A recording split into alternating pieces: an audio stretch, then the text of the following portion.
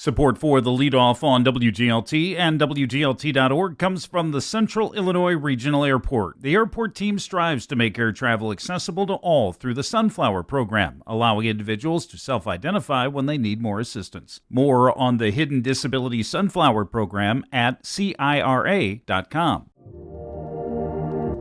Dueling letters show rising tension between local leaders over a shared sales tax fund. It's one of the things you need to know to start your day for Friday, September 5th. I'm Ryan Denham, and this is WGLT's The Leadoff.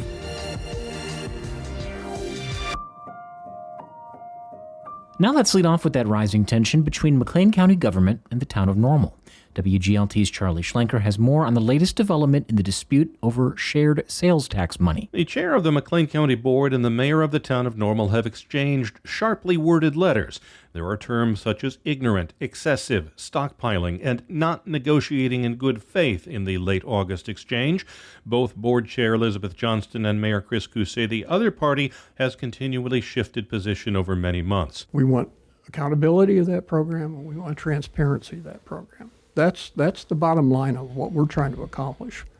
And we're getting a little frustrated that we're not getting there. The dispute is over unspent and future money intended for jail expansion debt, a justice records management system, and behavioral health funding. County Board Chair Elizabeth Johnston says there's now a trust issue. Different sides were coming out with different stories as to what happened in the meeting. Johnston says the parties need help. When we're getting pretty intense language letters, swapping back and forth, at this point I feel like a mediator is probably our best bet to heal things and move forward. Johnston says one of the two mayors has told her he doesn't think that's needed. The town and city have asked for a pause in collecting the shared sales tax. Johnston says it's actually a cut because the money wouldn't eventually flow to the county. For the Leadoff, I'm Charlie Schlenker. Here's some other stories we're following in the WGLT newsroom. Illinois State University has set an enrollment record for the fourth year in a row. ISU has increased its student headcount to nearly 22,000 this fall. It's a 2% increase. Illinois' Department of Children and Family Services has asked McLean County to expand services to Ford County. The court-appointed Special Advocates Program, or CASA, assigns volunteer advocates to children in the DCFS system. And Rivian is cutting about 1.5% of its global workforce. The electric automaker is preparing its plant in Normal for production of its new, lower-cost sport utility vehicle starting next year. You can find more on these stories at WGLT.org. Child welfare and juvenile justice advocates are feeling optimistic about systemic reform to Illinois' public defense system, wrapped in a bill signed by the governor last month.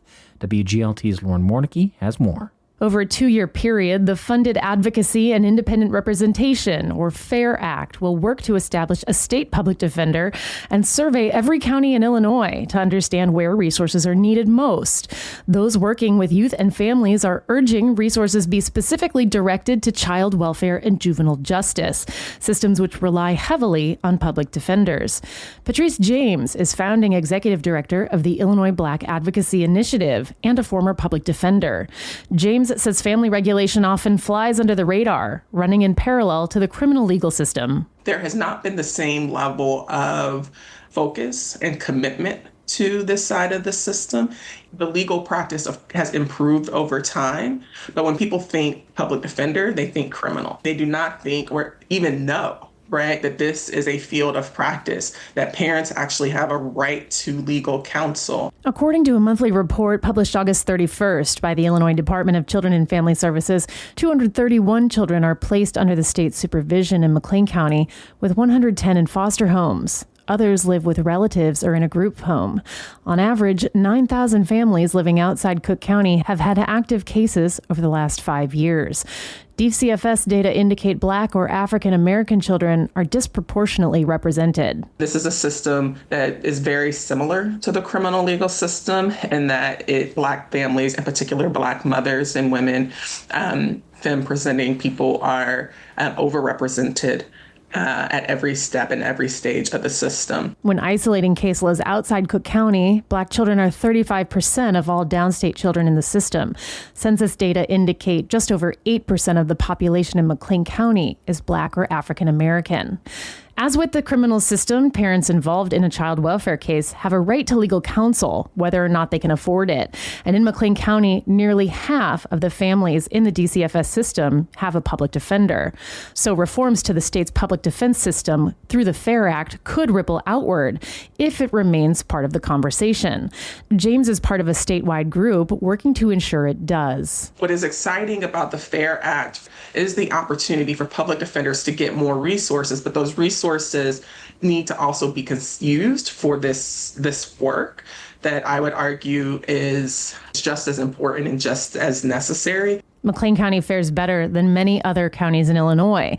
The county has a year-old family treatment court. That's a voluntary program offered to parents involved in child welfare cases in which substance abuse is a primary factor.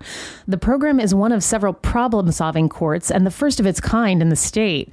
McLean County Public Defender Ron Lewis told WGLT his office employs 2 full-time attorneys dedicated to juvenile abuse and neglect, or JA, cases. But there's little evidence public defenders' offices are adequately resourced, with counties across the 11th Judicial Circuit, including McLean County, having no investigators, no social workers, and not enough paralegals and support staff to meet the demand. In 2024, the Public Defender's Office in McLean County handled 102 JA cases.